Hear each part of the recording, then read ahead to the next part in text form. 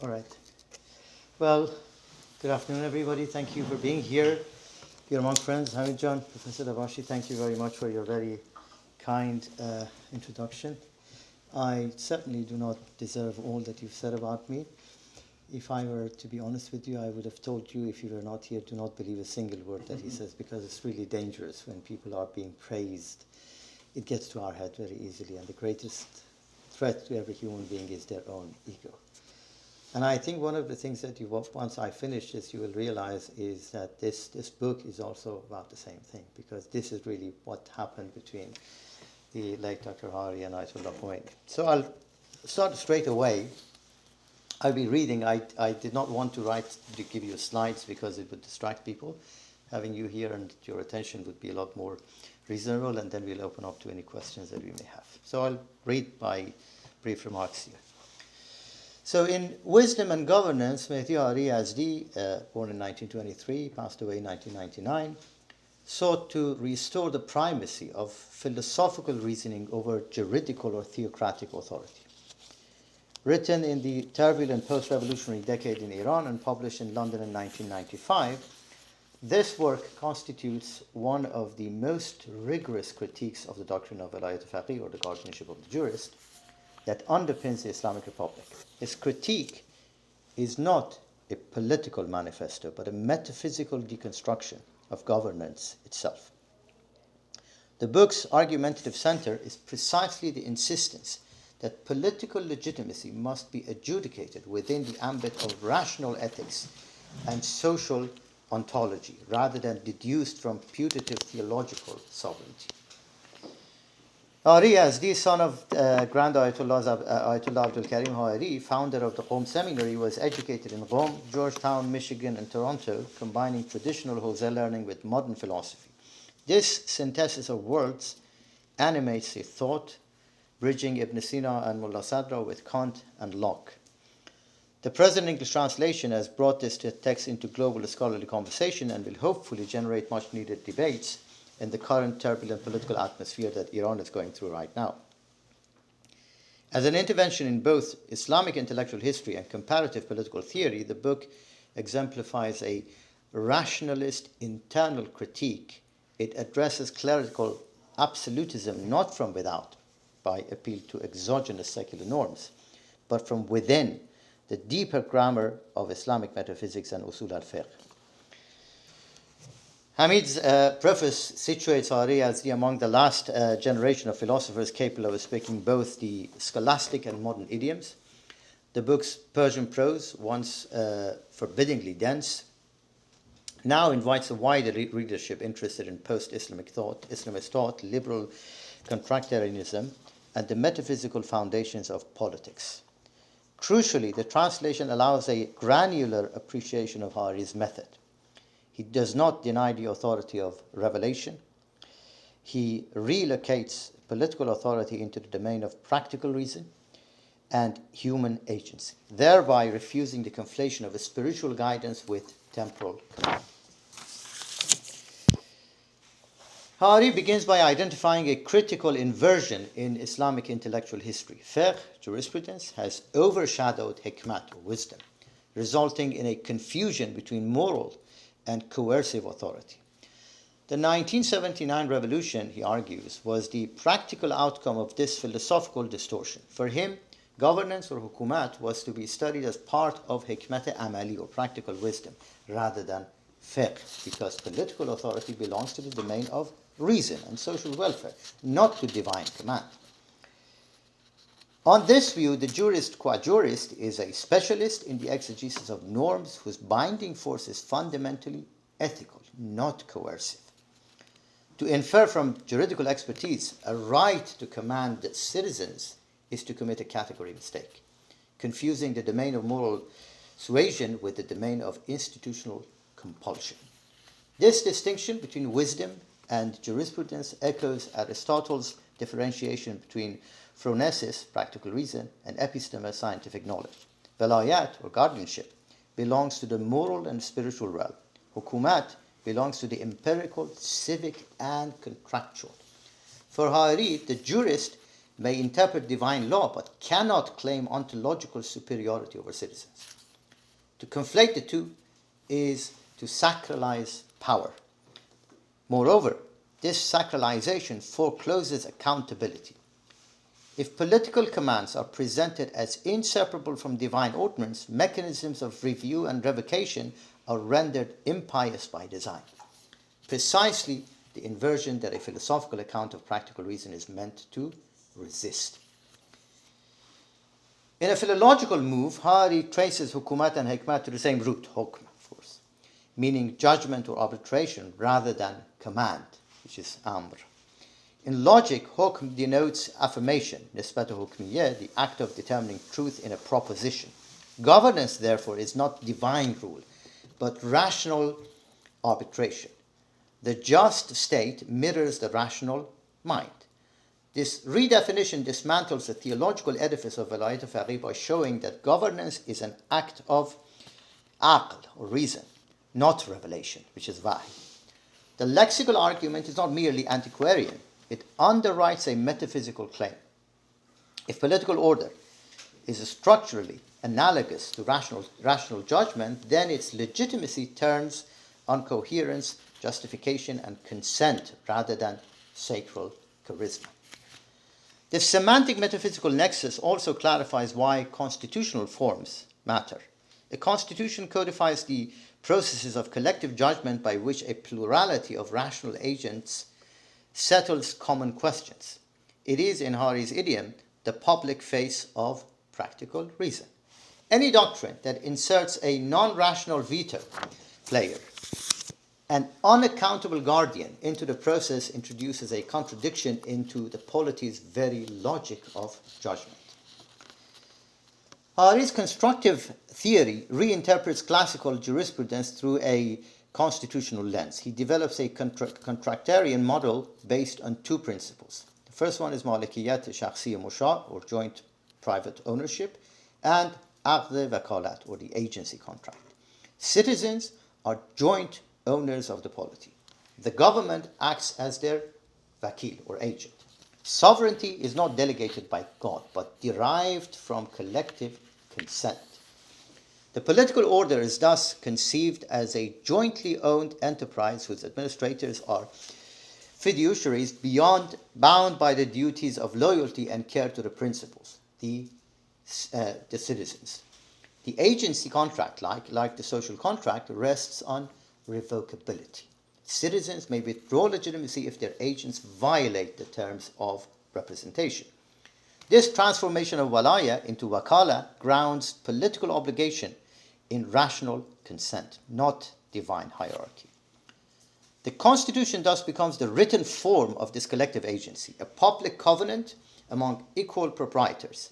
Hari's model subtly resonates with Islamic concepts such as shura, or consultation, and bay'ah, and pledge, but it reinterprets them through a modern fiduciary grammar. Consultation is not ceremonial. It is constitutive of authorization. On this account, usurpation is analytically legible as breach of agency. The accountability mechanisms, including elections, independent courts, and free deliberation, are not pragmatic concessions, but logical entailments of the agency form. Hari contrasts this idea of joint ownership with Rousseau's concept of general will. His critique hinges on the distinction between kol, or the whole, and the kolli, and the universal. Rousseau's collectivism dissolves individually into an abstract will. Hari's model preserves the autonomy of each joint owner within the shared social compact. The Islamic polity, in his view, must harmonize individual independence with collective welfare, avoiding both atomism and totalitarianism. The point is not to deny common goods, but to secure them without erasing personal agency. The citizen remains a co-proprietor whose consent cannot be presumed or permanently alienated. This renders political participation a right correlating to ownership, not a concession tendered by the state. Now we have a few words on the voluntariness of Sharia, which is a very critical point. One of Hariri's boldest arguments is the incompatibility between the voluntary nature of religious law and the coercive apparatus of the state. Faith cannot be imposed without self-contradiction. The Sharia operates through moral persuasion, not legal force.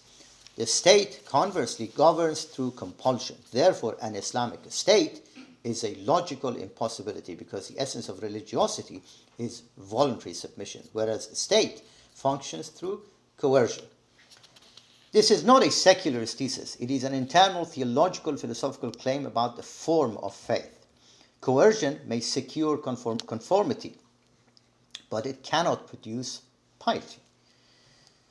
Indeed, ikrah or compulsion vitiates the moral worth of religious acts. The upshot is stark. Where the state purports to enforce religiosity, it thereby evacuates religion of its ethical content and replaces it with an economy of fear, precisely the inverse of what the Sharia intends. Hariri covers a classical usuli principle, كل ما حكم به العقل حكم به الشرع. Whatever reason commands, the law commands likewise. This mulazama, or concomitance, affirms the unity of rational and revealed truth. Thus, any political doctrine that violates reason, such as absolute guardianship, is by definition un-Islamic. Governance is legitimate only when it aligns with rational ethics, not when it silences them. Properly understood, mulazama is not a capitulation of revelation to secular rationalism. It is a doctrinal affirmation that divine law recognizes the binding force of sound reason. Hence, constitutionalism, accountability, and the protection of basic liberties are not foreign grafts, but entailments of aql that shar must honor. In his concluding critique, Hariri dissects Iran's constitution. A republic implies popular sovereignty. Guardianship implies the people's incapacity. Their coexistence with the term Islamic Republic yields a contradiction, a system that is and is not a republic at the same time. Under Vilayat Faqih, citizens are minors under tutelage. Yet republicanism presupposes their moral and political maturity. This contradiction violates both logic and Islamic jurisprudence, since reason and revelation cannot diverge. The formula is therefore not only politically incoherent, but theologically void. In institutional terms, the contradiction materializes as dual sovereignty. Elected bodies exist, yet an unelected guardian can override them. The result is a structurally unstable constitutional order in which responsibility is diffused and accountability is frustrated. Hariri's method is dialogical. He reads Kant's distinction between theoretical and practical reason alongside the Islamic division of Aql Nazari with Aql Amali. He juxtaposes Mullah Sadra's metaphysics of being, Hasti, with Hume's empiricism and Locke's contractualism.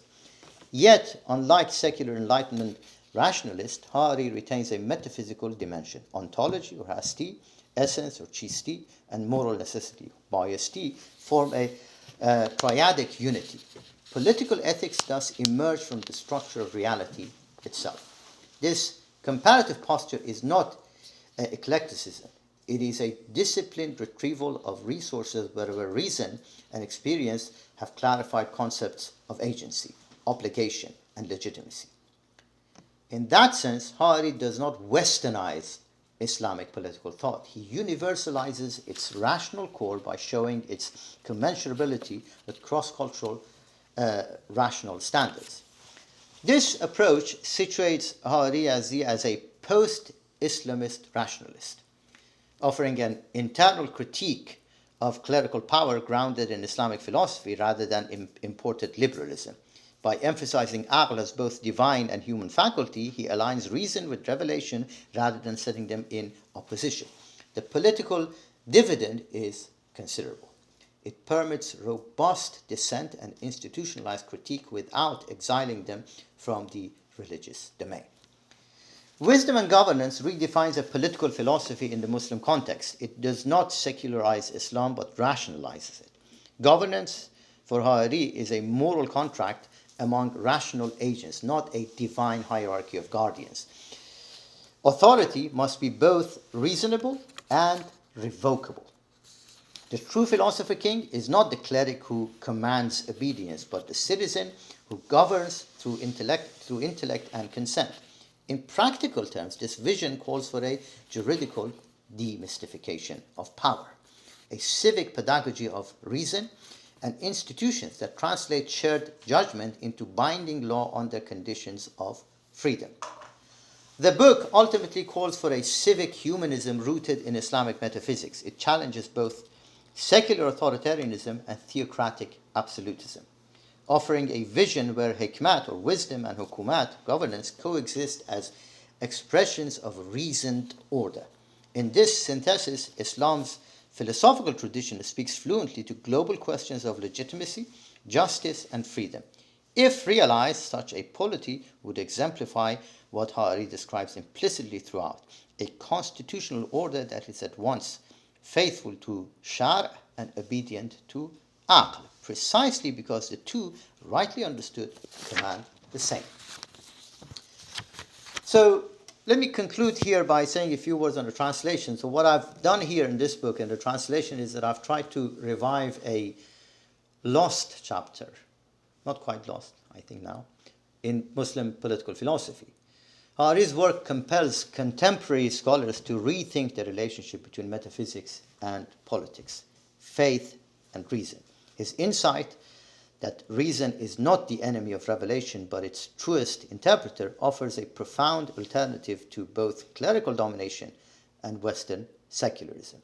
The challenge now is to realize a politics of wisdom where governance is an act of shared intellect rather than divine decree. The immediate tasks are conceptual and institutional: to re-educate publics in the grammar of practical reason, to reframe clerical authority as moral counsel rather than political command, and to constitutionalize agency so that revocability, accountability, and civil freedom are protected as the very conditions of a polity governed by aql. Thank you very much. Do you should sit here more comfortably, perhaps? I'll stay here. If there are any questions, I'll respond to it. Mr. Hardy, maybe we ask you if you wish to raise a question. Not actually a question. I just wanted to express a few words if it is possible. Please go ahead. I would like to express my appreciation and gratitude for this event to Dr. Dabashi, and especially many thanks to Dr. Malakut for his great efforts for the translation of this book. The translation of this book has not been an easy task, as Dr. Dabashi very delicately phrased it. This was the last, the Hikmat wa Hukumat, Wisdom and Governance, was the last publication of my father as his political philosophy. His notion was that I'm throwing a stone in a well, and God knows that when the noise is going to be heard. We are so excited that this noise is gradually being heard and experienced after 25 years after he has passed away.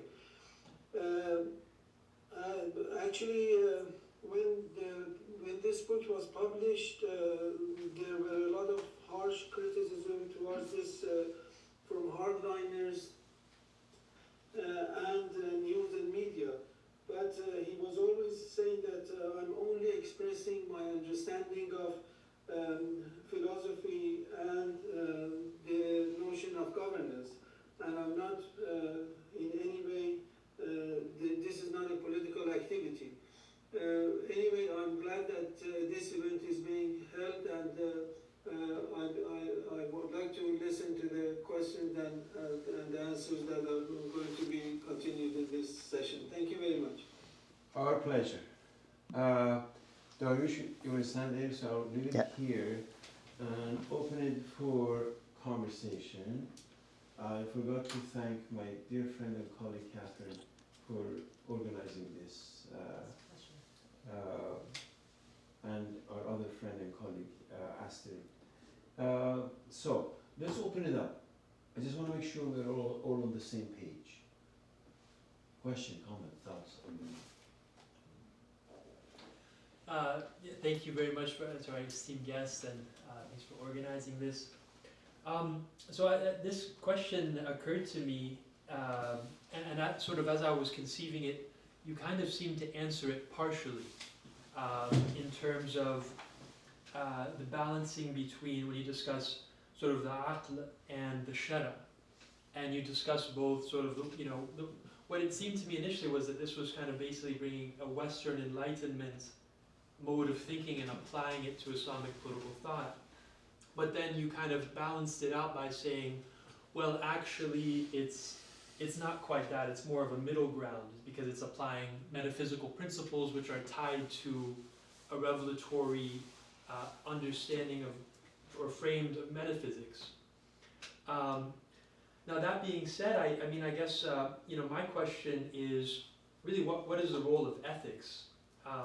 Is ethics squarely within the role of the aqli, or is ethics a shara'i question, right? Because is it possible to derive an ethic without either? And again, I guess the issue that occurs to me is really because if we're basing solely on reason, do we run the risk of absent a heteronomy, do we run the risk of this sort of modern positivism within an Islamic language? And how do we then navigate the higher telos of ethical principles, the principial higher level, and reason coming from potentially our own egos? And that's kind of the main question that I had.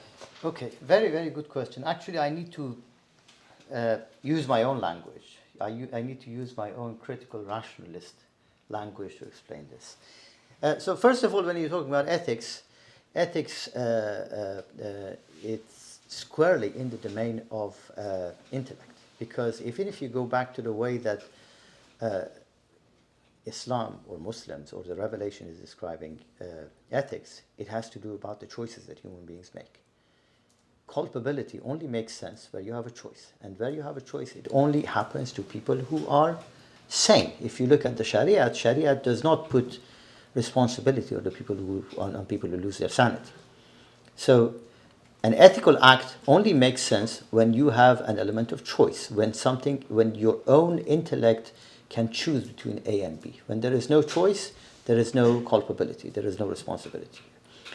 So this is the first point. The second point is that when we talk about the shar, let's put it revelation or something metaphysical, we have an epistemological problem. The problem is this, that we are dealing with the expression of the infinite in the form of the finite human language.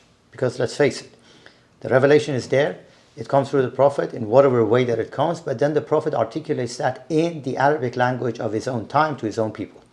The moment that all that revelation, all that metaphysical thing goes through the lips of the Prophet, that revelation for us turns into a truth which is trapped in the form of language. So what happens is that in this process, we human beings are just doing our best, making our best effort to provide the best approximation that we have to the truth, because none of us are privy to the experience that the Prophet has with Jibreel or with God. We're not privy to that. However, the Prophet says that this is what God said. At the end of the day, our intellect is limited, because if we argue that our intellect is not limited, that our intellect is the same intellect of the Prophet, you've already made prophecy redundant, because it means that you're capable of doing all that yourself on your own. And therefore it gets that it makes the metaphysical idea in the sense that it's beyond your capability kind of moot. But how do we reconcile them? The reconciliation is very simple. At the end of the day, the people who are going to make those decisions about these ethical things are human beings. Of course, the revelation is a counterpart. The key argument of Ha'ari is that they're not working against one another. One is not the contradiction of one another. One is not in conflict with the other. One is supporting it. So the revelation is not there to suppress, to diminish, to marginalize human intellect. The same human, and we're not talking about some kind of a Malaki intellect, an angelic intellect. The same thing that is right in our mind, our human mind. The brain that you have, the same neurological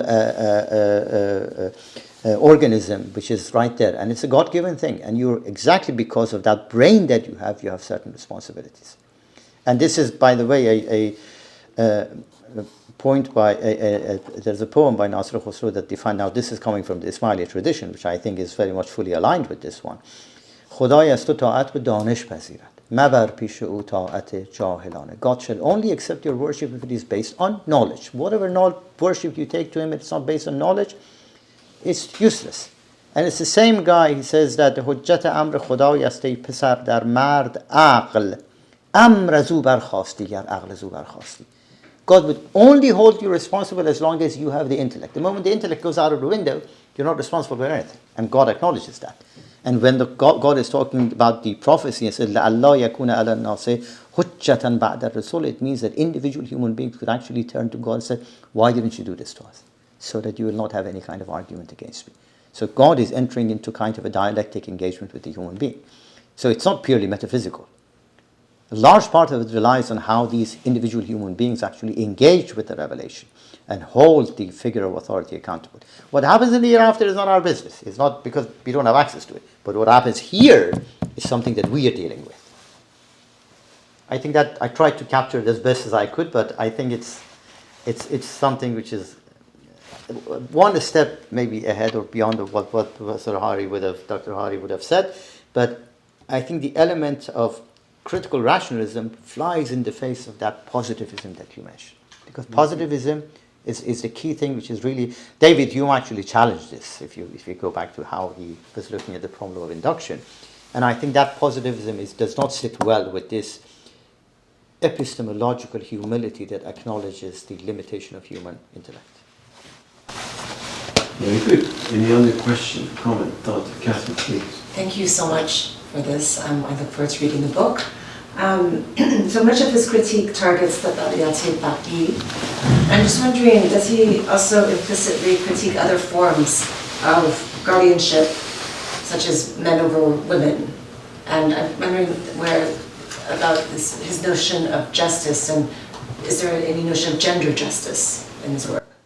Okay, that's a very good question. Well, first of all, in the book, there is no explicit references to those, all right? But can we conclude that from it? I think you absolutely do. It's inevitable. I don't think there is any space for that kind of male-dominated, masculine governance or rule of men over women in the way that he's looking at it. Because as far as I can see it, he's not somebody who would believe that the capacity of reasoning is something which is dependent on gender. You've got the same capacity of reasoning as I have. You've got the same brain as I have. The brain does not suddenly become feminine or masculine. Yes, we've got differences in biology, we've got differences in chemicals in our body, but the brain, that mechanism, that CPU, is primarily behaving in the same manner because the reasoning is the reasoning. That reasoning does not suddenly become feminine or masculine. At least this is the way I would see it, but he doesn't specifically talk about it primarily because of a number of reasons. I think, first of all, because his preoccupation was with something much, much bigger. He was seeing a threat, a huge threat to the integrity of Muslim Shi'i thought. And he struggled very hard to warn these revolutionaries that you guys are going the wrong way. I mean, incidentally, this is something which comes out in a letter that he wrote a few months before the revolution actually took place. In Azar Sal 57, which is in 1978, a few months before the revolution, he writes a letter. I've seen this letter, and hopefully I think the letter is going to be published soon, both the letter in the prose of Dr. Hari and the response that Khomeini gives to that one, that he draws the attention of his teacher that this is inconsistent, this is incoherent, this is dangerous. And there's a part in which he says, many of these revolutionaries that I see, they don't know anything, they don't know the basics about Islam. They're just a couple of enthusiasts who are just riding over the waves of the anger and the wrath of people, They don't know anything about philosophy, they don't know anything about Islam, they don't know anything about wisdom, and they just destroy everything. But the answer, the response that you get from Ayatollah Khomeini is very surprising. He says, well, you know what, I know that I cannot have people like Abu Zar and Malik Ashtar to run this thing, but yeah, there are good people, even among our own category, our own people. He says, Darmian Khodiha, something like that he was using, but he was referring to the clerics. The phrase that he uses is there was this deathly silence, sukut margbar. All of you have stayed silent. So I come to you, I appeal to you to come and support me. You guys don't do it. It's ordinary masses who follow it. So that shift is really critical. So in this case, he was very much preoccupied with a threat which was very imminent. And of course, it had implications, particularly on the rights of women. And we've seen it for the past 47 years. The women of Iran have been resisting every single second of it, and they have not really given up. So it's really at the heart of that kind of authoritarian, autocratic element. One of the things which you actually pointed out, and I don't think it's explicitly there, is that there is an element of masculinity, male-dominant way of looking at Islam and political philosophy there. And one of the best expressions of that is that if you look at the way that the Islamic Republic, the so-called Islamic Republic, has been responding to the issue of the veil, is that to them, it's really not an ethical issue. It's not even a problem of the Sharia. It's a problem of a man dominating the body of the woman through the imposition of the veil. And it's nothing other than a masculine, male-dominated society. Because you could go back to the same text, to the same tradition, and somebody like Hariri and many other people like him would infer the opposite. Who are you to tell people what to wear and what not to wear? It has nothing to do with God, nothing to do with dress code. It's you. It's your ego who's coming into the picture. Do you want to rule men, women? You can't go that route, down that route. So these are my 2 pence of adding to that discussion. Any other question? The question of gender, Kathryn, that you raised, there's a video conversation with Jacques Derrida. So it's not exclusive to the late Dr. Hariri. The interviewer asks Derrida, if you were to choose a philosopher to be your mother, who would be your mother? It's absolutely fascinating conversation. For the first time, Derrida, who is just verbosity incarnate, is dumbstricken and keeps oscillating between English and French.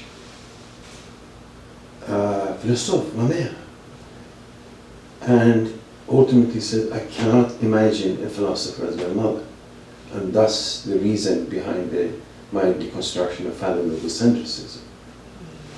So as Darwish was saying, first of all, Darwish, I'm absolutely flabbergasted by your exquisite translation of a very difficult Persian prose. Okay, thank you. But also for you having internalized Dr. Hariri's language in a way that you very clearly show the rise of intellectual history in Islamic context, which is much older than between Hariri and Khomeini. The origin of it goes into early Islamic period. What kind of interpretation do you have of the Quran? If you have Allahu ala kulli shay'in qadir, God can do anything, that goes into Islamic law. What do? You get up before the sunrise, you pay this, you pay that, you do that. Or is it Allahu ala kulli shay'in alim? God knows everything. Ilm as to everything. Ilm becomes then philosophy and so forth. And then in between comes Rumi, he says, Pay istidlaliyan chubin bovad. Sort of inserts himself between philosophers and things. That the leg of philosophers is made of wood. Pay chubin bovad. And right there he uses argumentation. Yeah, of course. Falls into the same trap. No doubt. At any rate, what is important, as Darwish's talk brings out, is that Khomeini, Doyar al-Islami, here there are two classmates. One is going into one direction, sort of pragmatic, and thus he and his descendants ruled the whole country. And here we are sitting in a a small corner of an Ivy League university talking about the translation of Mr. Ayri's magnificent text. How many people actually read the original? I mean, I have no doubt that people like, Kadivar, etc., they do read him. But it is, and Darush is absolutely correct to call it post-Islamist, because Islamism has hit the cul-de-sac. It's not going anywhere. And if there is a future for Islam or Muslims, is this sort of recapture Islam. And the way that he goes to Kant or anybody else is the same way that Avicenna went to Aristotle. He didn't think this is a Greek philosophy and a Muslim philosopher. It just was philosophy. And as he says in his autobiography, I kept reading Al-Farabi on metaphysics. I couldn't make head from tail of thing until I kept reading Aristotle, but I couldn't understand his metaphysics, and until I ran into Al-Farabi's commentary on it, and then I understood. Yeah, other questions? Yeah, I'm also thinking about does his critique offer a model of governance that can generate equal legitimacy for non-Muslims? Can you talk about? That's actually a very, very good question. There's ample space in this with the phrase that he uses, Malakut Musha. So in that one, you don't have an element of faith. The only thing you have is just the element of humanity. So this kind of reading of politics is very much humanist. So absolutely, it just fits very well right at the context of it. It's actually an indispensable element of it. So yes, because let's put it very simply, this is something very strange. If you go back to, I'll give you two examples which would resonate with exactly the same idea. The first one, you see it in the letter that Ali ibn Abi Talib writes to Malik al-Ashtar, in which he describes people. He's sending a governor. He says, فَأَنَّهُمْ سَنْفَانْ إِمَّا أَخُ لَكَ فِي الدِّينِ أَوْ نَزِيرٌ لَكَ فِي الْخَلْقِ. They are of two types. They are either your brothers in faith or they are human beings like you. You have to treat them equally. This is humanism. I would jump for a number of centuries, and I'll bring you to something which is a slightly running parallel to this one, and that is what the Ismaili Imamate is doing today. There is a motto really at the heart of what the Ismaili Imamate in contemporary times, particularly at the time of the fourth Al Khan, they've been doing, is to create institutions which are oriented towards improving the quality of life, to keep a balance between faith and the world, to keep a balance between faith and intellect. And at the bottom of it is something very simple. When you're creating universities, when you're building institutions, your job is to provide the best quality of service to humanity, and you do not ask whether they are Ismailis, whether they are Isnasharis, whether they are Sunnis, whether they are Muslims, or whether they are atheists. You don't ask about their differences, which is the very idea of pluralism, but it's summarized under the category of improving the quality of life for all people, even those people who have no faith, who do not subscribe to any God, any Abrahamic or non-Abrahamic faith. Thank you. Any other point? One thing, Darush, that as you were talking, I thought is the significance of a couple of crucial Persian words that he uses and not the Arabic. For being, he uses hasti, not wujud. I mean, he is Hayri, he can use wujud, but he uses hasti. And then he also has chisti, and he has nisti, and he has all of these plays that he does. And despite the fact that he is sort of is a 12 Imam Shia, etc., it goes all the way to the Persian philosophical tradition, not Arabic. You were just quoting Nasr Khosrow. As you know, Nasr Khosrow wrote all his philosophical treatises, Jam' al-Hikmatain, Zad al-Musafirin, etc., in Persian, not in Arabic. And also to Baba Afzal Kashani. I mean, there is a Persian tradition. He doesn't articulate it, but he has opts for the word hasti and chisti and nisti. you remember that once Mullah Sadra in the 16th century comes across the word chisti, he's flabbergasted by the word because it is not wujud, and he doesn't know what to do with it. It's weird, and he just keeps writing about the word hasti. So the fact that he writes it, this hikmat wa hukumat, in one of the most glorious Persian philosophical prose possible. Because we do have, as you know, others like Jalal Ashtiani, who were writing philosophical prose in Persian, of his category, of his rank. But none of them with such felicity and philosophical precision that he wrote philosophical prose in Persian. And that's something that, needs to be marked. So if I may add something that to your, and this you see it in the book. Incidentally, I think one of the reasons is that Hari was very closely familiar with Persian literature, with the poetry.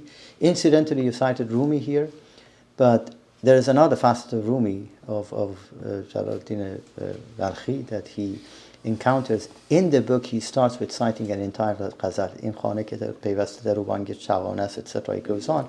That ghazal that he cites is really the heart of the humanism of the Khurasani Sufism. Yeah. It's not the kind of Sufism you find in the Ibn Arabi tradition. Very good, yeah. But that's a side point. At some point, I hope to explain that at much greater length. But that element is very critical. Yeah. It's very important. Yeah.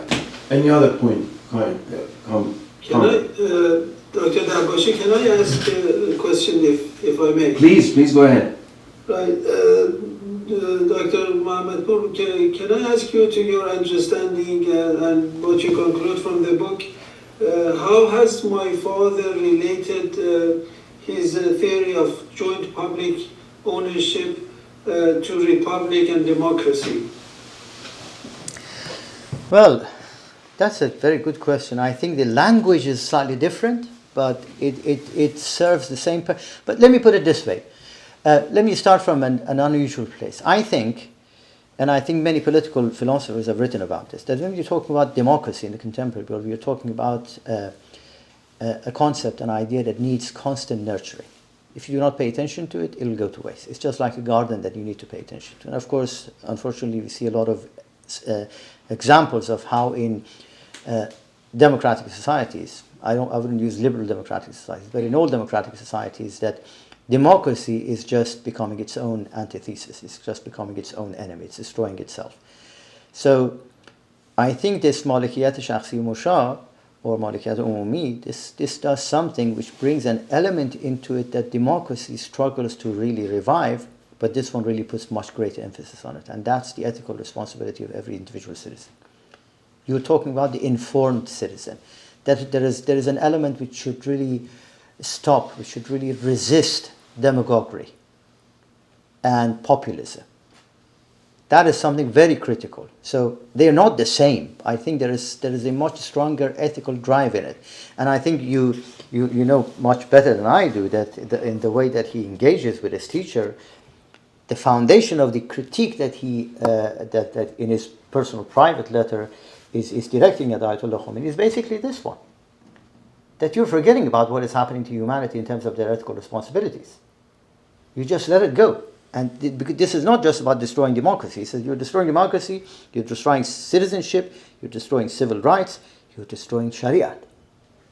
You're destroying faith. And I think now it is just an open book. Everybody who's looking at the Islamic Republic of Iran, everybody who lives in this country, they know that the greatest blow to the legitimacy of faith in the hearts and minds of the ordinary citizens is the Islamic Republic itself. And that has destroyed many things. And I think it was very intelligent to see it very early on. The symptoms of that malaise, so to speak, was seen by him just before the political victory of that revolution.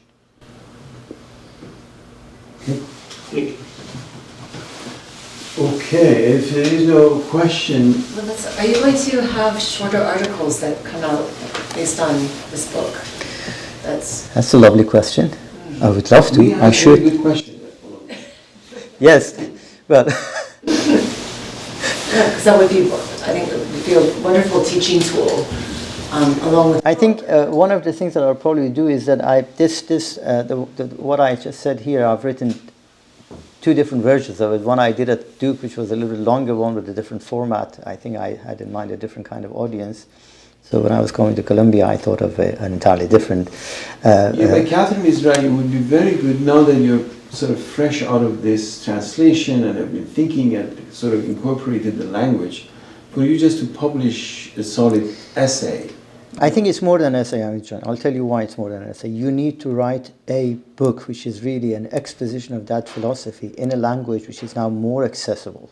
So you see, we had the that huge, intimidating edifice of the language that he used in the Hikmat al-Hukumat. Then we've brought it a little bit down to the English language.